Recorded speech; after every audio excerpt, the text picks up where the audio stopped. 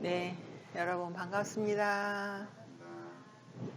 예, 오늘 또 갑자기 날씨가 추워져서 여러분들 감기 조심하십시오. 자, 오늘은 수요일이라서 또 초전법륜경을 하시는 날입니다. 저희 수업이 월요일은 사념초 수행해서 살띠를 확립하는 수행, 지금 여기에 깨어있는 것에 초점을 맞추는 공부를 한다면, 또 수요일 날은 그 원인과 결과, 연기에 대한 법문으로서 초전법륜경, 마하시사에도께서 설하신 초전법륜경을 설하신 내용을 교재로 해서 초전법륜경 공부를 하고 있는데, 초전법륜경의 내용이 중도로 시작을 해서 부처님께서 깨달으신 내용은 중도다 이렇게 선언하시고, 그 다음에 그 중도의 네 번째인 도성제를 바로 설하신 게 아니라 이 세상의 진리, 깨달은 자가 알 수 있는 진리인 사성제를 설하셨습니다. 그래서 우리가 경험하는 이 세상은 괴로움이다. 원인은 무명을 조건으로 만들어진 세상이기 때문에, 다 자기 입장에서 이 세상을 보기 때문에 이 세상에서 일어나는 일은 어떻게 보면 달콤한 면도 있지만 결국은 괴로움으로 돌아간다. 그래서 괴로움이라는 걸 철저히 알고, 괴로움이라는 걸 철저히 알면서 그 원인을 살펴보니까 이게 조건에 의해서 일어난 괴로움이지 실체로서 있는 괴로움이 아니다. 이것까지 알으셔서 조건을 발견하셨기 때문에 이 괴로움은 허상이다. 우리는 뭔가 괴로울 때는 정말 내가 괴로운 거고 죽을 것 같고 이건 영원할 것 같은 그런 자기 생각이 괴로움이거든요. 그러한 상황을 자기가 움켜쥐거든요. 이거는 나의 괴로움이고 이거 안 변하면 큰일 난 거고 하면서 꽉 쥐고 안 놓으니까 이제 그 자기가 움켜쥔 힘에 의해서 괴로워지는 거거든요. 그러니까 이제 그럴 때 괴롭구나, 괴로움이 있네, 괴로움이네 하고 자꾸 괴로움을 대상으로 보다 보니까 거기서 나가 조금 떨어져 나가서 나의 괴로움이다 하는 그런 나의 괴로움이다라고 내가 판단했던 것에서 조금 정신을 차리고 가만히 보니까 원인이 있어서 괴롭구나. 그 원인이야 이제 무명과 가래죠. 원인이 있어서 괴롭다라고 알기 때문에 이제 그 원인을 소멸하는 길을 가면 되겠네. 그래서 불교에서는 모든 괴로움을 소멸하는 길, 모든 괴로움의 원인도 참 많아요. 12연기 12가지 요소도 괴로움의 원인이지만 우리의 육근으로 육경을 만나서 일어나는 여러 가지 근경식, 촉수, 상사, 애, 심사 이러한 육육의 흐름도 다 연기된 것은 다 괴로움인 거예요. 연기된 세상 안에 살면서 연기된 건 다 괴로움이다. 이렇게 보는 눈이 좀 있으셔야 됩니다. 왜냐하면 실체가 없는데 우리 눈에는 진짜로 있는 것처럼 보여서 붙잡을 수밖에 없기 때문에. 그러니까 그냥 연기된 세상을 연기된 것이네 라고 있는 그대로 보면 붙잡지 않기 때문에 괴로움이 없는데, 연기된 세상을 진짜 있는 세상이라고 알고 움켜쥐기 때문에 우리가 괴로움을 겪는 겁니다. 그래서 우리 이 모든 괴로움을 소멸하는 길은 딱 8정도예요. 8정도가 무명도 소멸하고 행도 소멸하고 12가지를 다 소멸하는 도닦음의 길로 8정도를 제시하셨고, 또 육육에서 일어나는 가래 또 8정도로 8정도로 제거한다고. 그러면 8정도가 무슨 일을 하기 때문에 그런가? 정견으로 시작하잖아요. 있는 그대로 보는 눈으로 시작하잖아요.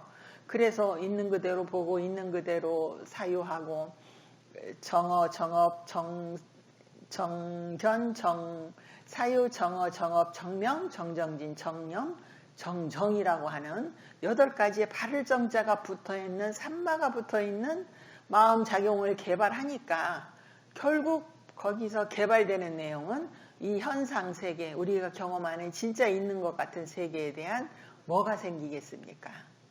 정견으로 시작했기 때문에 세상을 알고 있는 그대로 알고 있는 그대로 꿰뚫어 보는 지혜가 8정도에서 만들어지는 거거든요. 8정도의 길을 가면서 얻어지는 것은 암과 봄이라는 지혜예요. 우리의 모든 괴로움은 알미 없고 봄이 없어요. 알미 없다는 말은 내 멋대로 알고 내 멋대로 보고 내가 보고 싶은 대로 보고 내가 해석하고 싶은 대로 해석하는데 그게 진짜인 줄 알고 움켜쥐면서 괴로워진다는 말이죠. 그러니까 팔정도의 길을 가면 모든 괴로움이 소멸하는 것은 있는 그대로 볼 수 있는 힘이 생기는 암과 봄이 생겨서 우리가 괴로움에서 벗어나는 그 만병통치 괴로움이라는 병에 대해서는 만병통치예요. 어떤 괴로움이든지 욕심이 나서 괴로웠든 자만이 강해서 괴로웠든 분노가 많아서 괴로웠든 팔정도로 그걸 정견하면서 정사유 정어정업으로 나가면 그 괴로움이 실체가 없는 것이다. 내가 괜히 붙잡고 괴로워했구나. 이런 암과 봄이 생기면 괴로움으로부터 벗어나는 겁니다. 그러니까 그래서 부처님은 뭐 다른 길을 제시하지 않으셨어요. 깨달음으로 가는 길로 팔정도만 제시하신 거예요. 이제 팔정도의 끝에 이제 사마타와 위파사나가 또 삼전 12행이라고 해서 제일 1단계는 계율을 지키고 감각기관을 단속하고 정념 정지로 일상에서 깨어있고 욕심 좀 덜 부려서 소욕지족 작은 것에 만족해서 욕심을 과하게 내지 않는 연습이 충분히 된 사람이 이제 5가지 장애가 안 일어날 거의 5가지 장애에 휘둘리지 않을 정도의 힘이 생기니까 이제 그때부터 사념조 수행을 하는 거예요. 사념조 수행에 우리는 명상원에 오면 바로 몸과 마음 알아차리는 수행을 하는데 이 예비 단계가 잘 갖춰지신 분은 빨리빨리 그 중도의 길을 걸어서 정정으로 가는데 그 예비 단계의 길인 계율을 지키고 방금 말씀드린 감각기관을 단속하는 거 이런 게 지금 미숙하면은 자꾸 거기에 휘둘려서 사념철 하러 왔다가도 감각적 욕망으로 빠진단 말이죠. 이해하시죠? 그래서 이제 우리 수행 안 되는 것도 다 과정이에요. 어떻게 수행 잘 되게 하는 묘약이 있는 게 아니라 어차피 아직 숙달이 안 돼서 수행이 그 발전이 없는 거를 속 끓일 필요는 없어요. 그냥 안 되는구나. 다시 걸려 넘어졌구나. 감각기관 단속을 못하고 예쁜 걸 보고 쫓아갔구나. 그 귀를 단속하지 못하고 나의 비난을 듣고 화가 올라왔구나 라고 알기만 하는 거, 요 알기만 하는 것부터가 이제 수행의 시작이라는 거예요. 그렇게 해서 팔정도라고 하는 이 길을 가면 이제 모든 괴로움을 소멸하는 그래서 도에 도달하고 과에 도달한다 이런 내용들이 이제 부처님의 가르침인데요. 오늘 저희가 공부하는 것도 그 사마나 천인의 이야기예요. 지난 시간 한 반절쯤 했거든요. 사마나 천인. 사마나 천인 그 앞에 수마나의 비구니 이야기는 끝났고 돼지우리에서 즐거워하는 그 비구니 이야기는 이제 아라한 되는 걸로 끝났고 오늘 이 사마나 천인이에요. 수마나가 아니라. 그래서 사마나 천인은 이제 지난 시간 자기가 부처님 가르침을 듣고 신심이 나서 나도 해탈 열반의 길을 가야지 하고 출가를 해서 너무 열심히 수행하다가 수행하는 중에 죽어버려가지고 그 수행 공덕으로 33천에 천인으로 태어났는데 태어나서 보니까 자기는 원한 것이 이게 아니었단 말이죠. 그 천상에 가는 거는 그렇게 열심히 수행 안 해도 돼요. 아셨어요? 뭐만 하면 천상에 태어나요? 그 33천은 욕계 천상이거든요. 평상시에 보시 많이 하고 계율만 지키면 자동으로 이제 이 생이 끝나면은 천상, 욕계 천상이 어디로 간다라는 거예요. 예, 중요한 건 이제 계율을 좀 잘 지켜야 되고 아까워하지 않고 자꾸 보시를 하면서 그 욕망이 줄어야 되겠죠. 감각적 욕망은 물론 좀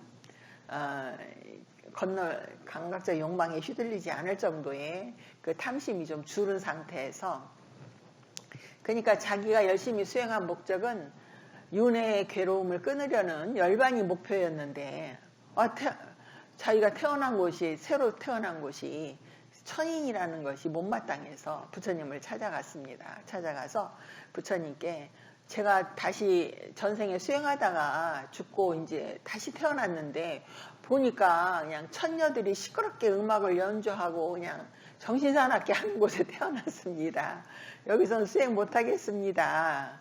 어떻게 여기서 빠져나와서 제가 원했던 열반으로 가겠습니까? 라고 이제 부처님께 여쭈니까 부처님께서 이제 이 사마나 천인의 상황을 딱 보시고 이제 그 길을 제시하는데 개송 3개로 제시를 하는 거예요.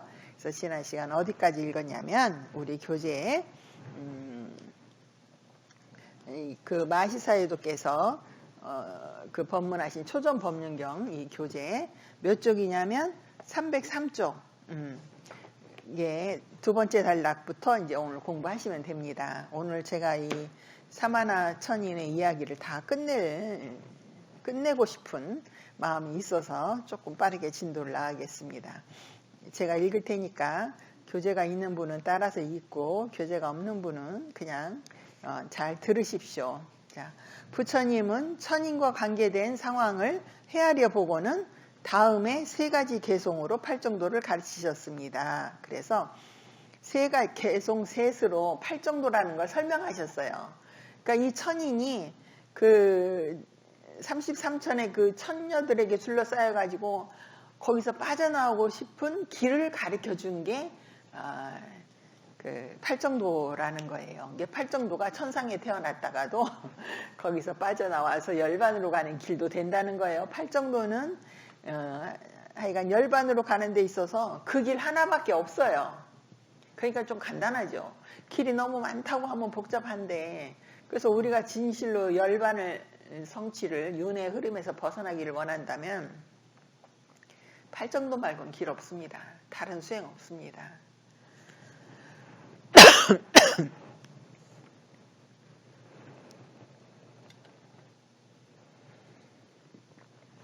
자, 그래서 부처님께서 첫 번째 개송 빨리어는 생략하고 그 팔정도를 가르치셨는데 저희가 지난 시간 마지막에 읽었던 경문이 있어요. 바라문경이라고 45의 4에서 그 부처님이 그 아난다 존자가 우리 승가에도 이런 부처님의 가르침에도 그렇게 신령스러운 마차, 잔우소니가 탄 하얀 마차가 있습니까? 신령스러워 보이는 마차가 있습니까? 하니까 물론 있지 하고 팔정도를 설하셨잖아요.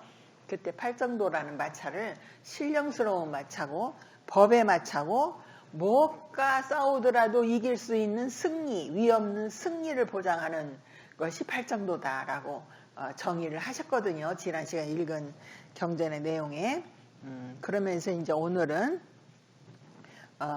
지금 팔정도를 가르치시는 방법이에요. 그 천인에게, 수마나 천인에게 그 길을 일러서 똑바름이라 하고 그 방향은 두려움 없음이라 하며 마차는 삐걱거리지 않음이라 하고 그것에는 법륜이 달려있노라. 이런 말로 팔정도를 이제 그 천인에게 설하셨어요.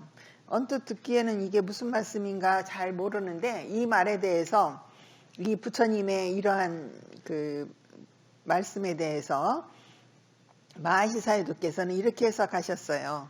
그 천인의 세계에서 벗어나기를 갈망하는 천상계에서 벗어나기를 갈망하는 천이나 빠르게 벗어날 수 있는 지름길은 바로 그대가 비구였을 때 이미 닦았던 위파사나의 팔정도다. 이제 마하시사유도께서 이렇게 해석을 하셨어요. 그러니까 너 그 죽기 전에 수행했던 위파사나 수행 그게 팔정도인데 그거 닦으면 그 세계에서 열반으로 갈 수 있다. 그 세계가 무슨 세계냐면 너무 그 33천에 그 천이 태어난 곳이 그 난디 그 정원이라고 그래서 환희의 동산, 기쁨의 동산이니까 감각적으로 즐길 거리가 수없이 많단 말이죠. 거기서 정신 못 차리면 감각적 쾌락에 다시 빠져가지고 또 얼마를 윤회를 해야 되는데 거기서 이제 빠져나오는 게 급선무인데 빠져나오는 방법은 바로 죽기 전에 네가 닦았던 위파사나 수행으로 팔정도를 개발하는 거다. 그 이야기를 하신 거예요. 여기서 우리는 이 자리에 모인 청중들을 위해 개송의 첫 구절에 대한 의미로서 그 지름길은 바로 위파사나의 도라는 주석서의 해석을 붙였습니다. 원래 그대로의 번역은 청중들이 매우 이해하기 어렵겠지만 수행에 매진하던 사원에서 곧바로 나온 것으로 생각하고 있던 천인은 그 개송의 의미를 아주 분명하게 이해할 수 있었습니다. 그래서 그 부처님의 이 말씀에 대한 주석서의 개송을 또 요약을 했네요. 근데 우리 한번 그 길을 일러서 똑바름이라고 하고 하니까 어떤 길을 가야 빠져나가겠습니까? 하니까 똑바른 길이 있다. 응? 팔정도는 바른 길이다. 우쭈꼬 나마소 막가 이렇게 했거든요. 우쭈꼬는 이렇게 반듯하게 섰다라는 것이거든요. 반듯하다고 나마는 이름이에요. 이름 붙여진 것은 이름 붙여진 그 길 이런 뜻이에요. 그러니까 그 길은 똑바른 길이다. 중간에 새길이 없다. 또 열반 잠깐만요.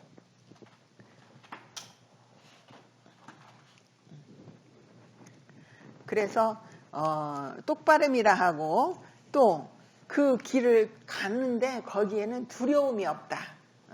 두려움이 없는 길. 우리 모르는 길 가면은 어디서 갑자기 위험한 게 나오거나 뭐 위험한 짐승 뭐 공격을 받거나 할까봐 두렵잖아요. 근데 두려움이 없고 또 그 마차는 그 탈 것은 아무리 많은 사람이 타도 삐걱거리는 소리가 나지 않으니까 조용히 빠져나올 수 있다. 이런 내용이 첫 번째 개송이에요. 거기에서 이제 이러한 말을 천인이 처음 들었을 때는 우리는 들으면 이게 무슨 소린가 하고 사야도의 해석도 필요하고 나름 연구도 필요한데 이 수마나 천인에게는 자기가 수행했던 것이 있으니까 이 말씀을 딱 들으면서 내용을 다 파악한 거예요. 그래서 원래 그대로의 번역은 청중들이 매우 이해하기 어렵겠지만 수행에 매진하던 사원에서 곧바로 나온 것으로 생각하고 있던 천인은 그 개송의 의미를 아주 분명하게 이해할 수 있었습니다. 이게 무슨 이야기인지 아셨겠죠? 이 천인이 천인으로 태어났어도 자기가 천인으로 태어나지를 모르고 계속 수행을 하고 있었잖아요. 지난번에 읽을 때. 그러니까 이제 전생의 습이 그대로 또 다음 생으로 함께 간다는 말이에요. 그러니까 이 생에서 우리가 그 바른 습관을 들이면 그게 어디로 날아가거나 허망한 게 아니라 다음 생에 살아가는데 바르게 살아가는 또 밑거름이 되는 그런 이치도 들어있죠. 그래서 이것에 대한 주석서의 해석은 다음과 같습니다. 아직 계율이 확립되지 않은 사람에게 명상수행을 시킬 때 세종께서는 항상 이렇게 충고하셨다. 너의 계를 청정히 하고, 제가 아까 말씀드렸지만 사념초 수행하기 전에 유로한 게 좀 닦아져 있어야 됩니다. 그래서 평상시에 계를 청정히 하고 알아차림과 집중을 개발할 것이며 중요한 거, 견해의 중요한 거, 업과 그 과보에 대한 견해를 바르게 해라. 업을 부정하는 그 부처님 당시 사상가들 중에 업이란 없다, 부모도 없다 이런 사견을 갖고 있는 그 수행자 집단도 있었단 말이죠. 그러니까 부처님께서는 업과 그 과보에 대한 견해를, 업의 인과에 대한 견해를 바르게 가져라.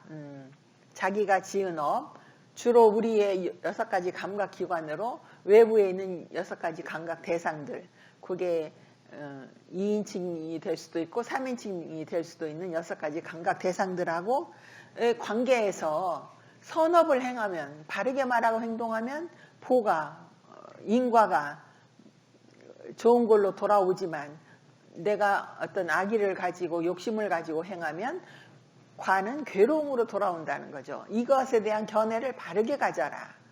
이거 아주 중요한 내용입니다. 업의 인과에 대해서만 바르게 본인이 숙지를 하면 절대 남 상처 주거나 괴롭히는 일을 할 수가 없잖아요. 그럼 그 사람 자체가 행복하고 주변도 행복해지죠.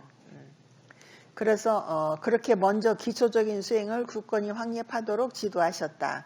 이게 이제 부처님이 보통 사람들을 지도하는 방법이에요. 먼저 계율을 지켜라, 보시를 해라, 이것부터 가르치시잖아요. 이미 수행에 매진하고 있는 사람에게는, 근데 지금 이 사마나 천인은 이미 수행에 매진하고 있었기 때문에 아라한의 도와 아주 근접한 위파사나만을 하도록 지금 그 길은 바른 길이다, 두려움이 없는 길이다, 삐걱거리지 않는 길이다라고 그냥 곧바로 윗바사나 수행인 팔정도를 가르쳤다. 이 말씀이에요. 윗바사나만을 하도록 가르치셨다. 그 천인은 이미 명상수행을 하였고 아직도 그의 계율은 청정하였다.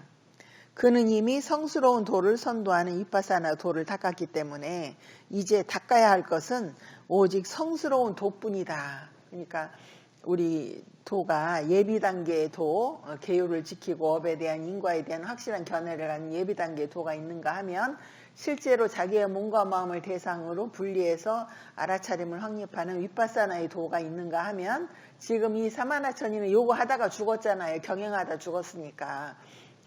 그래서 이제 그 결과로 들어가는 성스러운 도에 들어가는 길을 도에만 들어가면 이제 도와 과를 증득하는 그런 과정이 남았기 때문에 그래서 세존께서는 그에게 윗바사나를 지도하기 위해서 이 세 가지 개송을 가르치신 것이다. 부처님의 의도가 조금 이해되셨어요? 자, 이 주석서 해석에서 그의 개는 비구의 생에서 천인의 생으로 넘어가서도 여전히 청정하였다는 사실을 주목해야 합니다. 되게 사람이 이제 한 생이 끝나고 다음 생이 시작하면 전생의 일을 다 까먹고 또 전생에 살아왔던 습관대로 새로운 생을 또 시작하잖아요. 근데 이 사람은 전생에 수행자로서 살다가 죽었기 때문에 그 즐길 거리가 많은 그 환희의 정원에 태어났어도 계율을 지켰다는 거죠. 즐길 거리에 폭 빠지지 않고.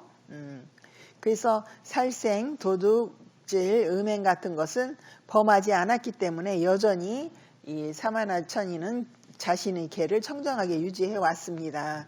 그래서 범해서는 안 될 악행을 삼간다면 계를 지키겠다는 공식적인 서약이 없이도 그 계는 청정하게 유지될 수 있음을 알아야 합니다. 이 개송은 윗바사나를 가르친다는 것도 알아야 합니다. 그러니까 꼭 어디 가서 계를 받고 나서 계가 지켜지는 게 아니라 그런 선언을 하지 않아도 스스로 계율을 지키면 그 사람의 계는 청정하다. 너무 당연한 이야기죠. 그래서 이제 앞서 설명한 대로 305쪽으로 넘어갔습니다. 앞서 설명한 대로 천녀들로 가득한 천상계의 기쁨의 동산에서 빠르게 벗어날 수 있는 가장 좋은 지름길은 그가 비구였을 때 걸었던 윗바사나의 도입니다. 약간 헷갈릴 수 있는데요. 윗바사나의 도가 윗바사나 분리해서 지켜보면서 가는 길, 그러니까 다른 말로는 팔정도예요. 정견을 가지고 가는 길. 그래서 윗바사나의 도, 또 그렇게 가다가 생기는 지혜는 윗바사나의 지혜. 윗바사나의 지혜는 무상, 고, 무아를 터득하는 지혜잖아요. 그래서 지금 이 번역된 마하시사이도의 이 말씀은 윗바사나의 도, 팔정도, 사념처가 마구 섞여서 나오는 말인데 같은 말이에요. 수행자, 사념초 수행을 해서 윗바사나의 도를 개발해서 팔정도의 정정을 얻는 과정.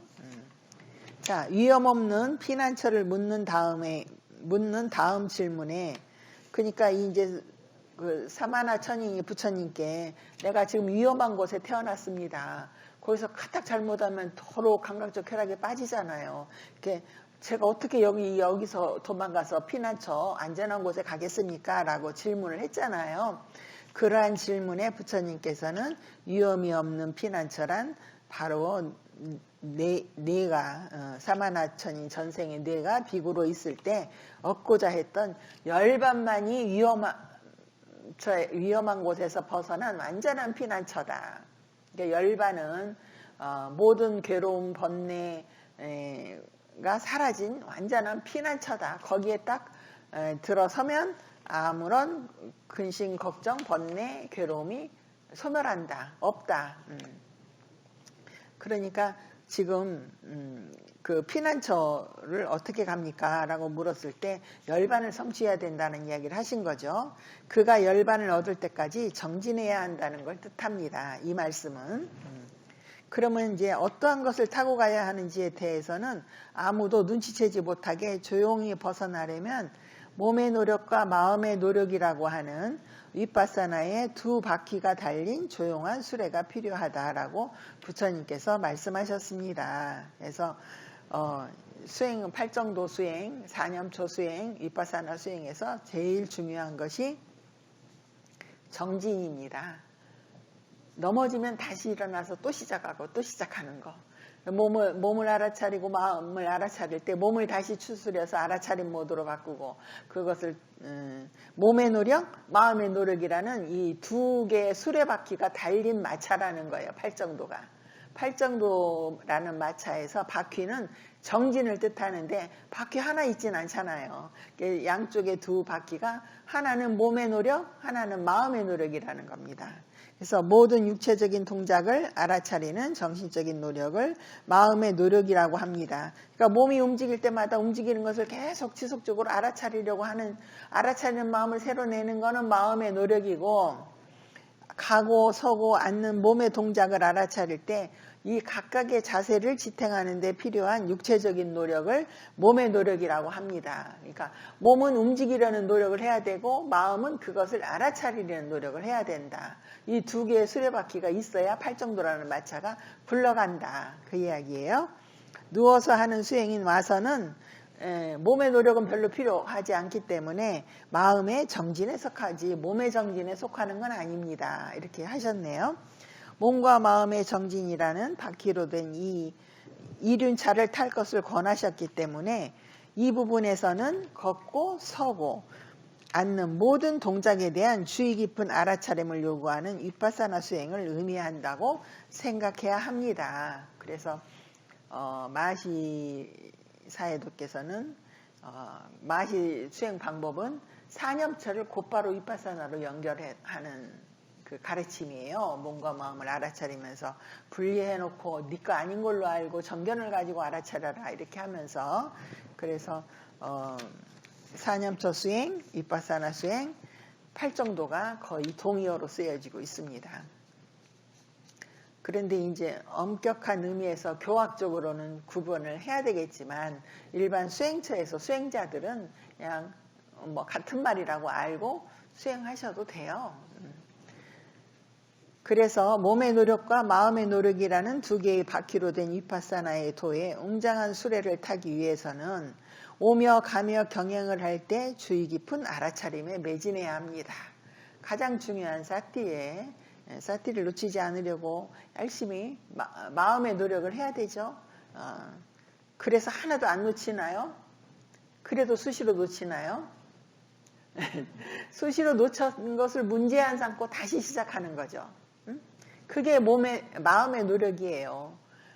내가 아직 완성되지 않아서 놓치는 게 너무 당연한데 놓칠 때마다 화내면은 지금 마음의 고요함이 생길 수가 없어서 수행을 못 하시는 거예요. 그 사람은 너무 욕심도 많고 자기가 신인 것처럼 원하면 다 자기 몸과 마음을 마음대로 할 수 있는 신이라고 착각하고 사는 사람이거든요. 그런 사람은 이제 수행의 높은 단계가 올라가기가 어렵습니다. 그 자만심 때문에. 자, 다시 말하면 걸을 때 걷고 있는 걸 꿰뚫어 안다고 하는 염처경의 가르침대로 걸음, 듬, 앞으로, 놓음이라고 그 순간순간을 알아차려야 합니다. 수행자가 그렇게 정진을 하면 집중이 강해지면서 알아차릴 때마다 단단함과 움직임을 일으키는 물질이 있고 그것을 알아차리는 정신이 있다는 것을 구별하게 됩니다. 그렇게 해서 계속 몸의 움직임을 마음이 그때 그 순간마다 걸음, 듬, 놓음, 앞으로 나감 하면서 순간순간에 마음을 딱딱 집중을 하니까 이제 집중이 생기면서 평상시는 몸과 마음이 하나로 그냥 융합돼 가지고 굴러갔는데 이제는 요건 물질적인 영역이고 이건 정신적인 영역이네 라고 정신과 물질을 구별하는 지혜가 이제 생기기 시작하는 거예요. 이게 이제 윗바사나의 지혜로 들어가는 첫 단계 지혜거든요. 그래서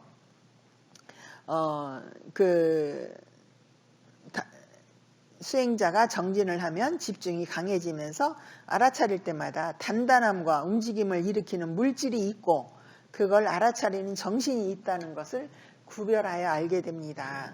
집중이 강해짐에 따라 수행자는 의도라는 원인에 의해서 움직임이라는 결과가 있구나라고 이 움직임의 구조를 또 알게 됐어요. 우리는 이걸 모를 때는 100% 어떻게 알아요? 내가 걸었다. 내가 들어가 버리잖아요. 자아가. 그럼 벌써 사견으로 시작하니까 팔정도의 정견하고는 반대길로 가요. 팔사도로 가는 길이거든요. 그런데 이렇게 집중해서 알아차림을 계속 유지하다 보니까 바른 견해가 생기는 거예요. 몸이 움직이는 게 나라고 하는 자아가 있어서 움직이는 게 아니라 움직이려는 마음의 의도가 있으니까 몸이 움직이는구나 하고 원인과 결과를 또 파악하게 돼요. 아까는 정신과 물질을 구별하는 지혜를 얻었지만 이제는 원인과 결과를 구별하게 됩니다. 그래서 이제 원인과 결과를 구별하면서부터 연기에 대한 이 세상을 연기적 구조로 보는 힘이 생기거든요. 그래야 이치에 맞는 숙고가 또 가능해지고 이치에 맞는 숙고가 생겨야 싹띠가 커지고 이게 지금 다 맞물려 있습니다. 아셨죠? 자, 그는 다음과 같이 알게 됩니다. 가려는 의도가 있기 때문에 가는 육체적 현상이 일어난다. 그런데 지금 이거는 그런 대상이 있기 때문에 알아야 할 대상이 있기 때문에 또 마음이 알게 된다. 모든 게 이렇게 원인과 조건에 의해서 막 순간순간 변하면서도 끊임없이 굴러간다. 이 말은 지금 나라고 하는 실체가 이 상황을 조절하고 마음대로 한다라고 알고 있었던 고정관념을 사견을 깰 수 있는 지혜가 나는 과정이에요. 그렇죠? 자, 우리 일상생활을 자세히 안 봐도 돼요. 매 순간 말하는 것만 봐도 전부 사견을 갖고 말하고 있잖아요. 내 입장에서 내가 본 것을 옳다고 하는 걸 바탕에 깔고 말하잖아요. 그러면 벌써 그때 내가 지금 사견을 갖고 말하고 있구나라고 못 알아차리면 이미 팔사도로 가서 불선업을 짓고 있는 거예요. 정업 정명이 아니라 삿된 행위, 삿된 말, 삿된 생계수단으로 넘어가는 겁니다. 그래서 이게 알아차림을 하고 알아차림을 이어가는 이런 집중이 너무 중요하죠. 수행이 더 향상되면 이제 1단계로 정신과 물질이 다르다. 요것들이 이렇게 연합하는구나 하는 1단계 지혜. 2단계는 그 물질이 움직이는 것도 마음의 의도 때문에 움직이는 원인과 결과를 파악하는 지혜. 세 번째는 이제 일어남 사라짐을 보는 지혜의 단계로 넘어가는 말씀을 하시는 겁니다. 수행이 더 향상되면 그러한 현상의 일어남은 잠시다. 잠시라는 말이 무슨 말이에요? 할 때 듬은 잠시예요. 나감도 잠시예요. 노음도 잠시고 걸음, 앉음, 섬도 잠시지. 계속 서 있거나 계속 발 하나 들고 있거나 못하잖아요. 그러니까 지금 몸의 움직임이 잠시 새롭게 변한다. 이 말이 무슨 말? 몸은 매 순간 무상하다. 물질은 무상하다. 지금 잠시라는 이 말에서 우리는 무상을 캐치해야 돼. 어떤 현상이 일어나는 건 잠시 있었던 거예요. 찰나의 현상이에요. 그래서 무상하죠. 그래서 가려는 의도, 가는 육체적 현상, 그것을 알아차리는 마음, 그 뒤에 오는 알아차리고 나니까 또 다른 상황이 오면서 그건 사라졌잖아요. 그러한 사라짐, 이것을 마치 자기 손바닥 안에 쥔 것처럼 확연히 알게 됩니다. 어떻게 할까요, 이거? 머리로 막 굴려서 할까요? 지금 집중해서 보고 있으니까 자연스럽게 알게 되었을까요? 자연스럽게 그냥 와서 보라고 나타나서 자연스럽게 알아져 버린 거예요. 우리는 뭔가 공부를 열심히 해서 알려고 애를 쓰는데 그렇게 아는 아르마리는 지식이고 이거는 지금 직접 그냥 경험으로 내가 알려고 하지 않는데 어느 순간 탁 느껴서 알고 느껴져서 알고 하는 이건 경험에 의한 알미잖아요. 불교에서 말하는 암과 봄은 이걸 말하는 거예요. 논리적으로 구술해서 이렇게 되니까 변증법이 어떻고 그러니까 이게 결론이 맞다라고 내는 알을 말하는 게 아닙니다. 그래서 그러다 보면 잠시 일어났다가 바로 사라진다는 것은 영원하지 않다는 것을 일어남과 사라짐이 연속된다는 것은 참으로 무서운 괴로움이라는 것을 명확하게 알게 됩니다. 수행자는 또한 이런 현상들이 스스로 일어나며 누구의 의지도 따르지 않으며 그 누구의 통제도 받지 않는 무아라는 걸 분명히 알게 됩니다. 이거는 이제 우리는 무아를 하도 들어서 이 몸에 내가 없대라고 알고는 있지만 실천이 안 되잖아요. 그런데 이렇게 수행을 해서 조건에 의해서 차곡차곡 맞물려서 톱니바퀴 맞물리듯이 새로운 현상이 일어나고 사라지고 또 새로운 현상이 일어나고 사라지고 그것을 그 순간 지켜보는 마음도 함께 일어나고 함께 사라지고 이런 과정을 쭉 보면서 여기에 고정된 실체는 없구나. 이게 이제 턱 알아진다는 거예요. 저절로 알아진다는 이야기죠. 그래서 서 있거나 앉아 있을 때도 주의 깊은 알아차림이 이어져야 합니다. 이 이야기는 앞에는 이제 움직임에 대해서 설명을 했는데 우리가 움직임이 없을 때도 몸에서 일어나는 현상에 대해서 그 주의 깊은 알아차림이 쭉 유지되어야 한다. 우리 하루 중에 걷는 시간도 있지만 안 걷고 서 있거나 앉아 있거나 누워 있는 시간도 많습니다. 근데 걸을 때만 막 열심히 알아차리고 누워서는 딴 생각하고 그러면 알아차린 힘이 안 쌓이잖아요. 그렇죠? 그러니까 그때도 주의 깊은 알아차림이 필요합니다. 여기서 말한 조용한 수레는 고대의 말이 끄는 마차를 언급한 것입니다. 그 옛날 시대에 이제 지금처럼 뭐 KTX가 있다던가 뭐 자동차가 있는 시기가 아니고 말 타고 움직이던 말이 끄는 마차를 타고 움직이던 시대 그 불과 몇백 년 안 됐죠. 우리 영화에서 보면 그런 마차를 이제 그래서 고대의 말이 끄는 마차를 수레는 마차인데 수레 그 자체로는 소리가 안 나지만 이게 아주 고급 마차는 이제 그냥 부드럽게 가나 봐. 그런데 거기에 많은 사람이 타면은 왜 균형이 안 맞으니까 삐그덕삐그덕 소리가 난단 말이죠. 그러니까 승객이나 무거운 짐을 실으면 삐걱거리는 소리를 낼 수밖에 없습니다. 하지만 도의 수레, 윗바사나의 이 도의 수레, 팔정도의 수레, 도는 팔정도예요. 막가. 도의 빨리어는 막가인데 팔정도가 아리오, 아탕기코, 성스러운 8가지 그 막가, 아리오, 아탕기코 막가. 뭐가 하나 빠진 것 같긴 한데 그래요. 빨리어로 막가예요. 그래서 그 도라는 말은 막가예요. 그래서 이 도의 수레라는 말은 팔정도의 수레라는 말이에요. 이러한 팔정도의 수레는 삐걱거리는 어떠한 소리도 내지 않고 무한정으로 승객을 실어 나를 수 있다. 재미있죠. 팔정도라는 수레는 승차권이 있어야만 타는 건 아니에요. 그냥 누구라도 탈 수 있어요. 근데 타려고는 안 하지. 정견을 가지려고 안 하잖아요. 사견으로 살고 싶어 하잖아요. 때로는 부처님의 가르침을 듣는 동안에 이 도의 수레를 탄 84,000명의 승객을 최종 목적지인 열반으로 소리 없이 이끌어주는 윗바사나의 도로 안내하기도 합니다. 그래서 팔정도의 수레를 타면 윗바사나의 도를 걸어서 이제 도와 가의 지행 열반으로 안내가 된다. 그 이야기죠. 그래서 이 수레는 소음 없는 수레로 찬사를 받았습니다. 팔정도라는 수레는요, 적정 인원이 없어요. 누구든지 얼마 많으면 많을수록 적으면 적을수록 그 수레는 그냥 가고 있어요. 거기에 올라탈 의지를 내느냐 안 내느냐의 차이뿐입니다. 그래서 부처님께서는 바로 이 수레를 타면 사마나 천인에게 너가 팔정도라는 수레를 타면 천녀들 알지 못하게 조용히 탈출할 수 있을 것이다 라고 암시를 주신 것입니다. 그렇게 해서 이제 첫 번째 개송의 해설이 끝났어요.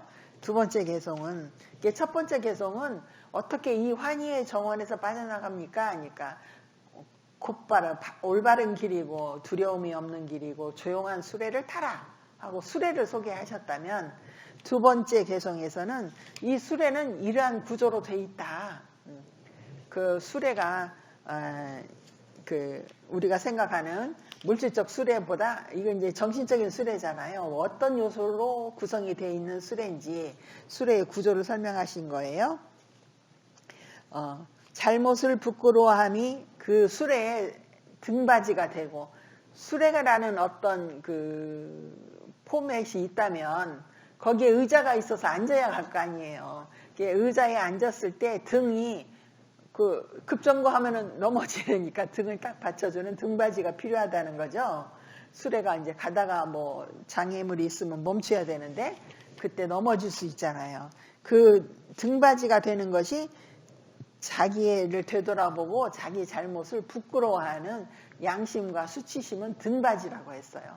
그 수레에서 그냥 나뒹굴어져서 바깥으로 떨어지지 않으려면 그게 필요하다는 거예요. 이게 양심과 수치심을 갖고 있어야 되죠. 그 다음에 알아차림이 또 그 외부로부터 그 수레가 지나가는데 밖에서 누가 돌을 던지거나 하늘에서 비가 오거나 뭐 그러면 안 되니까 수레 뚜껑을 딱 덮었단 말이죠. 그러면 뭐예요? 채양도 있고, 채양이라고도 하죠. 채양? 그 덮개, 수레 덮개. 우리 자동차 덮개 있잖아요. 날씨 좋은 날은 뭐 뚜껑 열고 달리는 자동차도 있지만 대부분은 비 오거나 뜨거운 햇볕을 막으려고 덮었죠. 이 팔정도라는 수레도 사띠라는 것이 외부 육경으로부터 들어오는 번뇌 그 돌멩이들을 차단하는 작용이 있어요. 그러니까 양심과 수치심이라는 등받이가 있는 의자가 있어야 되고, 수레를 덮는 외부로부터 위험물이 떨어지지 않게 덮는 사띠가 있어야 되고, 가장 중요한 것은 이 수레를 바른 길로 끌고 가는 마부인 정견이 있어야 된다. 그래서 바른 견해가 앞서 달리는 법이 되나니 출세간 그 열반으로 달려가게 하는 법이 정견이 돼요. 바른 견해가. 그런 법을 일러 나는 그 정견을 그 수레를 모는 마부라 하네. 이렇게 해서 두 번째 개송이에요. 두 번째 개송은 좀 쉽죠? 이해가 잘 되죠? 이러한 부처님의 말씀에 대해서 마하시사에도께서 해석하셨습니다. 308쪽입니다. 악행을 저지르는 것을 부끄러워하고 두려워하는 마음인 수치심은 수레가 움직일 때 승객들이 뒤로 넘어지지 않게 하는 의자의 등받이 역할을 합니다. 도의 수레바퀴는, 이게 팔정도의 그 수레바퀴는 수치심과 양심이라는 훌륭한 등받이를 가지고 있습니다. 아까 수레의 바퀴에는 몸의 노력, 마음의 노력이라는 바퀴가 있어야 되고, 이제 바퀴 위에 있는 그 수레의 몸체 안에는 등받이를 갖춘 의자가 있어야 되고, 또 채양이 달려서 그 안에 탄 승객을 보호해야 되는 이런 구조가 머릿속에 그려지죠. 수행 중인 수행자는 행의 어떤 대상을 주의 깊게 알아차리지 못해서 불선한 생각이 일어날까봐 이를 회피하고 두려워합니다. 이것은 마치 상쾌하고 깔끔한 목욕을 하고 나서 깨끗이 씻고 나가지고 똥을 만지게 될 때 느껴지는 그 혐오감과 같은 겁니다. 그러니까 수치심, 양심과 수치심 이런 거는 그 자기의 잘못을 두려워하는 마음이에요. 그래 두려우니까 두렵기 싫으니까 이제 잘못을 안 하게 되는 것이 이제 양심이죠. 두려움이라는 것은 그 윤회를 계속 해야 된다는 두려움이에요. 그 수치심은 그 똥 만진 것처럼 아이 더러워 하고 혐오하는 것이 수치심이라고 이 교재에 설명이 되어 있습니다. 그래서 불선한 생각을 일으키지 않으려는 양심적인 염려와 이에 대한 혐오를 수치심, 즉 희리라고 합니다. 빨리어로는 희리가 수치심이에요. 그리고 이 불선한 생각으로 인하여 불성과보를 받게 하는 악행을 저지르게 되고, 또한 윤회로부터 벗어나지 못할 것이라는 두려운 마음도 있습니다. 이러한 악행과 이에 따른 불선한 과보에 대한 두려움을 양심, 즉 오따빠라고 합니다. 그래서 희리는 수치심, 오따빠는 양심, 그렇게 되어 있고요. 양심은 그 마음의 자기 내면에서 일어나는 두려움, 그리고 수치심은 이제 밖에 사람이 뭐라고 말하면 수치심을 느꼈다 그러잖아요. 혐오감. 이러한 부끄러운 마음, 수치심과 악행에 대한 두려움, 양심 때문에 수행자는 공경하는 마음으로 어떠한 것도 놓치지 않고 육체와 정신의 모든 현상을 알아차리는 일에 매진합니다. 그러니까 양심과 수치심이 있어야 자기를 잘못된 길로 안 가게 하려고 열심히 수행을 한다는 거죠. 양심이 없고 수치심이 없는 사람, 말하자면 조금 얼굴에 뭐 깔았어요? 철판 깔았어요? 그런 사람은 알아차린 수행 못한다는 겁니다. 남의 눈치도 안 보고 나 좋으면 되지 뭐. 이러고 살아버리는 사람은 수행하고 인연이 없는 거죠. 이러한 식으로 사라지는 매 순간의 도가 그래서 모든 일에 매진하기 때문에, 모든 현상을 알아차리는 일에 매진하기 때문에 매 순간 도가 지속적으로 개발됩니다. 이 도는 지금 위파사나의 도가 팔정도의 그 아는 힘이 자꾸 개발된다, 이런 뜻입니다. 이는 수레의 등받이가 승객들이 뒤로 넘어서는 것을 방지하고 자세를 유지하게 하는 방법과 같은 것입니다. 지금 양심, 수치심의 중요성을 이야기하고 있습니다. 바로 이 때문에 부처님께서는 수치심과 양심을 위파사나 도의 등받이라고 하셨습니다. 그리고 나서 부처님께서는 알아차리는 것이 어떻게 도의 수레를 보호하는 덮개와 차양과 같은 역할을 하는지에 대해 설명하셨습니다. 이와 같은 방법으로 방어하는 차양을 갖춘 수레는 날아오는 돌이나 막대기의 위험으로부터 보호될 수 있습니다. 정신과 물질의 모든 현상을 일어나는 대로 알아차리면 수행자는 불선행을 범할 위험으로부터 안전하게 보호합니다. 우리가 그 불선한 행, 탐욕, 성내, 머리속음으로 어떤 말이나 행동을 할 때는 알아차림을 놓쳤을 때거든요. 근데 이렇게 꾸준히 알아차림을 하는 사람은 수행자는 그런 불선행을 할 기회가 생기지 않아서 안전하게 보호, 차양과 그 차양을 갖춘 그런 수레가 되는 거죠. 그래서 몸 등을 주시하는 사념초 수행은 도의 수레를 보호하는 덮개라고 말할 수 있습니다. 부처님께서는 계속해서 말씀하셨습니다. 나는 성스러운 도의 바른 견해를 수레를 끄는 마부인 위파사나의 바른 견해라고 한다. 근데 이제 마차를 타긴 탔는데 앞에 마부가 정말 열반으로 향해서 가도록 이끌어가는 거는 정견이라는 거예요. 정견. 우리는 보통 내가 있다는 사견으로 살잖아요. 근데 정견은 이제 6종류의 정견이 있어요. 처음부터 사성제를 아는 정견을 기대할 수는 없고, 일단 기본의 정견이 업이 나의 것이라는 바른 견해. 내가 지금 여기서 불선한 행위를 하면 불선한 과보를 나는 반드시 받는다. 괴로움을 반드시 겪는다라는 바른 견해. 내가 여기서 선하고 좋은 일을 하면 나는 반드시 좋은 어떤 결과를 만난다. 라는 바른 견해가 지금 팔정도라는 마차를 앞에서 끌고 가는 마부의 역할을 한다.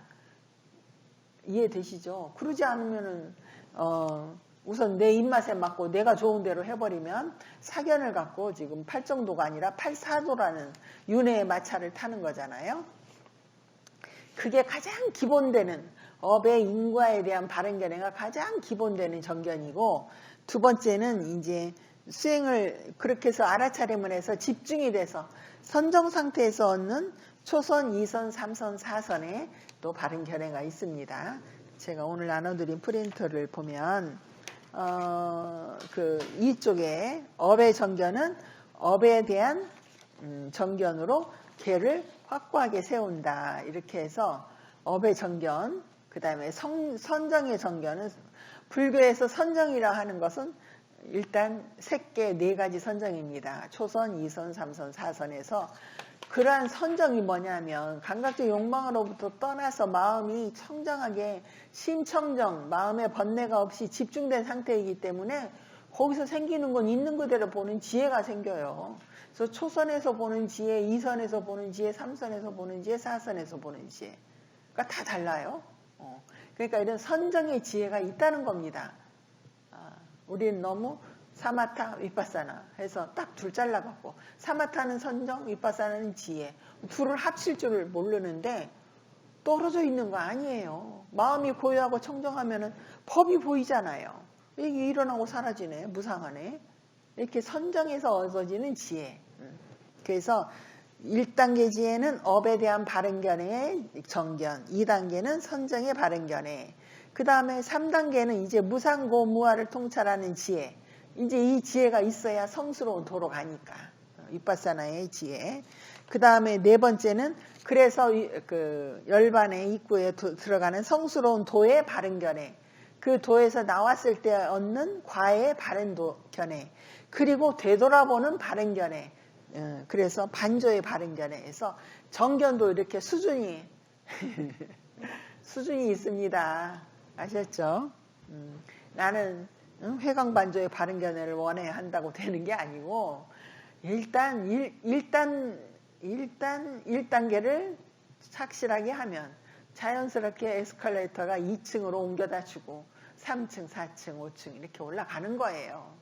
요런 그 차제설법이라고 해요. 요런 단계가 있다라는 걸 이해하고 수행을 해야지 열반이라는 것만 나는 그냥 가서 잡으면 돼 하고 무시하면 못 갑니다.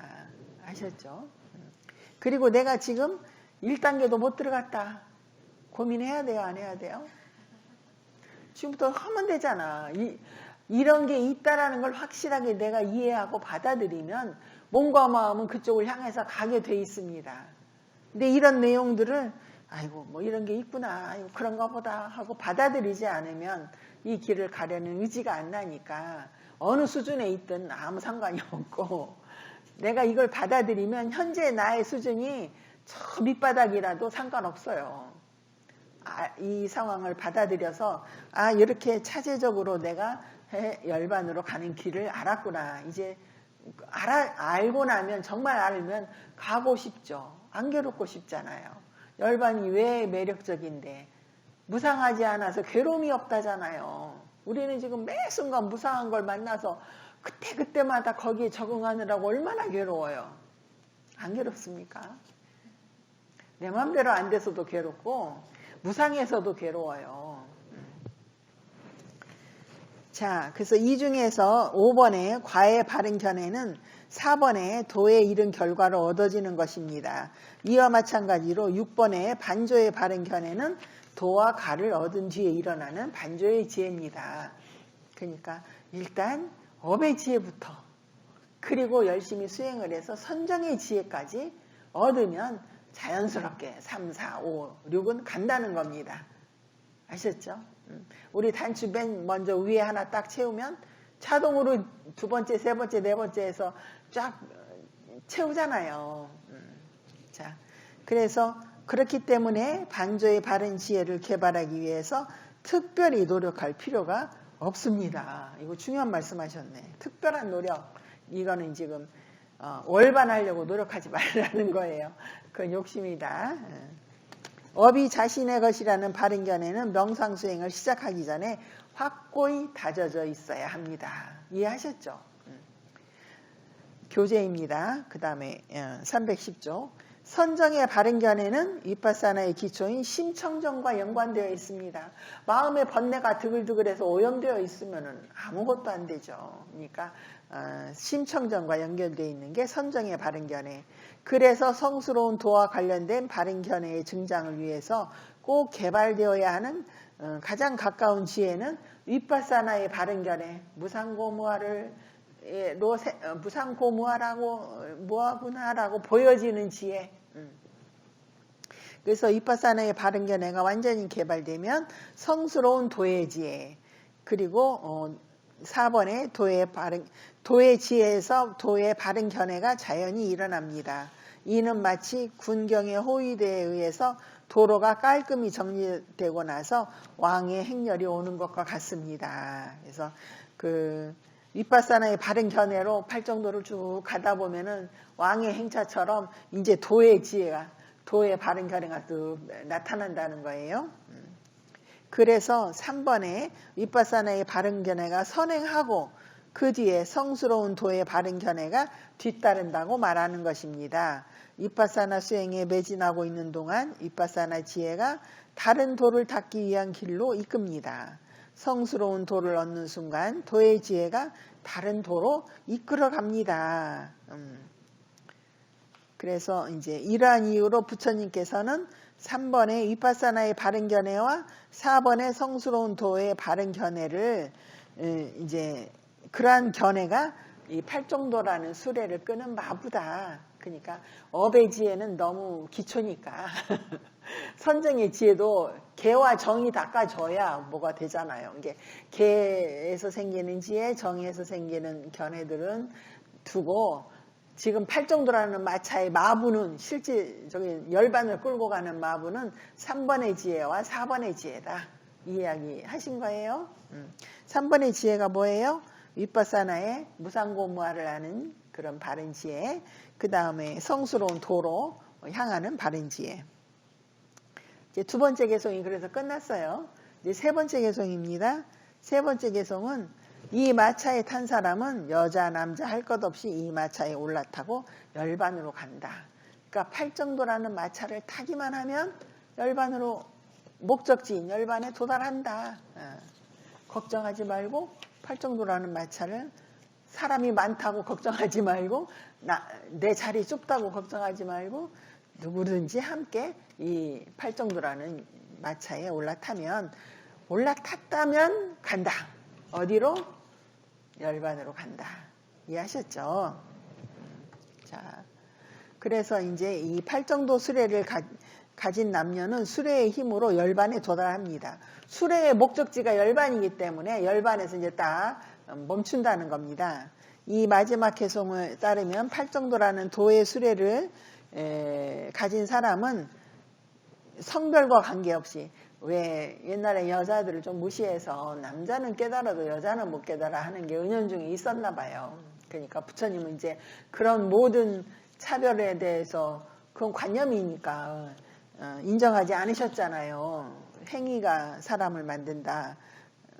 그래, 행위에 따라서 사람을 정하는 것이지 출신이나 바라문이냐 수두라냐 이런 걸로 그 사람의 인격이 결정되는 건 아니다라고 말씀하신 것처럼 남자다 여자도 부처님은 차별하지 않으셨잖아요.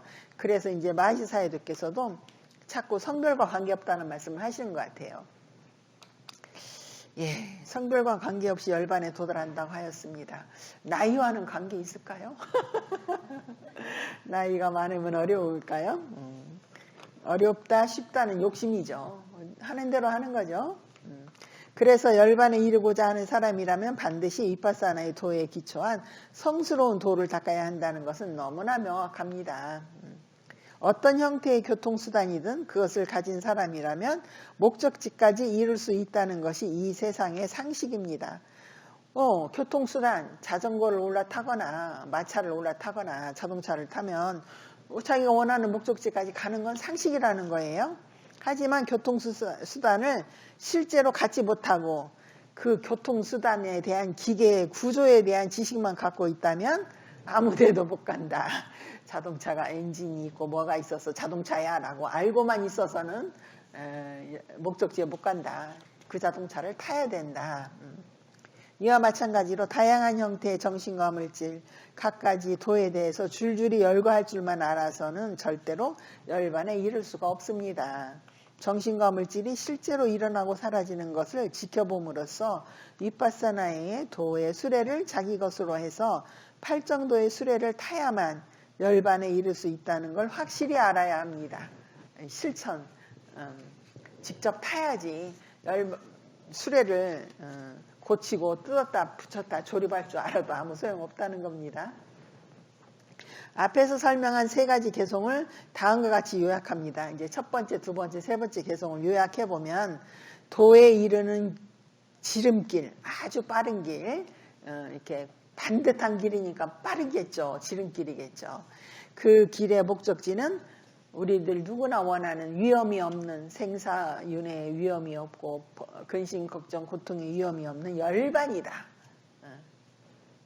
팔정도라는 수레가 가는 길의 목적지는 열반이다.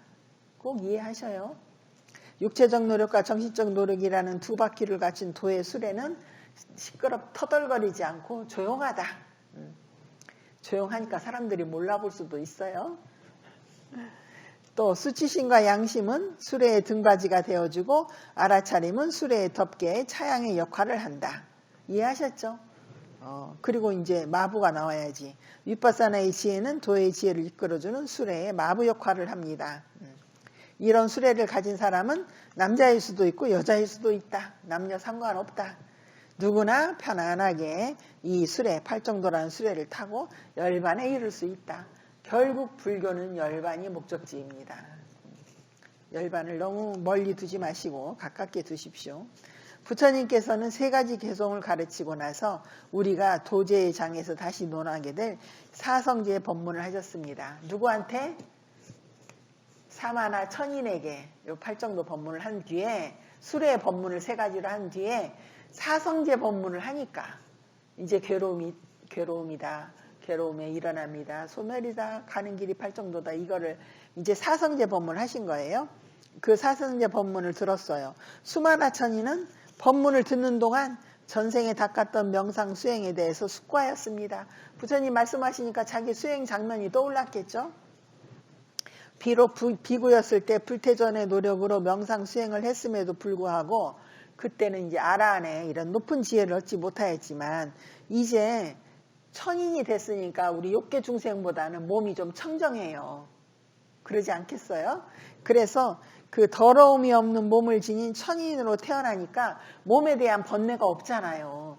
그래서 곧바로 위파사나 지혜를 단계별로 다다다다다 개발을 할 수 있었어요. 법문을 들으면서. 그래서 마침내 열반을 실현해서 첫 번째 단계인 도화가를 얻었습니다. 수다원의 도화가를 얻었다. 그리하여 성인의 대열인 수다원이 되었습니다. 지난번 그 돼지우리의 그 암태지는 아란이 되었는데 이 그 사마나천인은 수다원이 되었어요. 이 사마나천인의 이야기에서 우리가 절실히 느낄 수 있는 것은 비록 비구가 위파사나 수행을 열심히 했더라도 가래를 제거하는 성스러운 도를 아직 이루지 못했다면 집재인 가래 때문에 죽은 뒤에는 천인의 삶을 이렇게 천인의 삶으로 재생한다. 그러니까 우리 지금 가만히 보니까 마지사이드께서 집성제에서 우리 사람들이 현대인들이 다음 생을 안 믿고 막 사는 경향이 있기 때문에 계속 괴로움의 원인은 가래다. 가래는 재생을 만든다. 재생을 만들어서 태어나면 늙어 죽는다. 이걸 지금 강조하시는 거예요. 그래서 그 수마나 그 천녀의 이야기는 많은 생, 12생, 13생을 얘기했잖아요. 근데 이 사마나 천인은 지금 2생만 이 얘기를 하는데 왜 33천에 태어났느냐? 가래를 다 제거하지 못했기 때문이다. 가래 제거하지 못하면 수행하다 죽어도 말하자면 착한 일하고 좋은 일 하다 죽어도 윤회가 안 끝나고 또 태어난다. 늙음 죽음이 또 기다리고 있다. 이 이야기를 지금 강조하시는 거예요. 그래서 이렇게 이 이야기는 또한 어떻게 하면 성스러운 도를 닦을 수 있을지 그리고 천인의 몸으로 어떻게 하면 더 높은 지혜를 쉽게 얻을 수 있는지도 이야기를 통해서 지금 보여주고 있습니다. 라고 해서 사마나 천인의 이야기는 이걸로 끝이고요. 그 밑에 띠사비구의 이야기가 또 하나가 아주 짤막하게 있어요. 이것까지 하겠습니다. 띠사비구의 이야기인데 그 소개가 없어요. 하나 써놓으셔요. 이 이야기에서는 드러나는 또 한 가지 사실은 한 개인이나 대상에 대한 집착이 남아있으면 존재에 대한 가래로 인해서 그 사람은 또는 대상 가까운 곳에 다시 태어난다는 것입니다. 이 띠사 비구라는 사람이 그 자기가 입었던 그 보시받았던 가사가 너무 좋은 거예요. 그래서 그 가사를 막 집착하고 있었는데 명이 다해서 이제 죽어버렸어. 비구로 살다가. 근데 이제 사마나천이처럼 천계로 가는 게 아니라 그 가사에 들러붙어 사는 이로 재생을 했어. 그 가사하고 영혼이 함께 있네. 이로 재생을 했으니까. 이가 뭔지 아시죠? 응? 우리 옛날에 우리 옷에 붙어 살던 그 사람 피 빨아먹는 기생충도 아니고 뭐지? 하여간 이가 있었던 시절이 있었어요.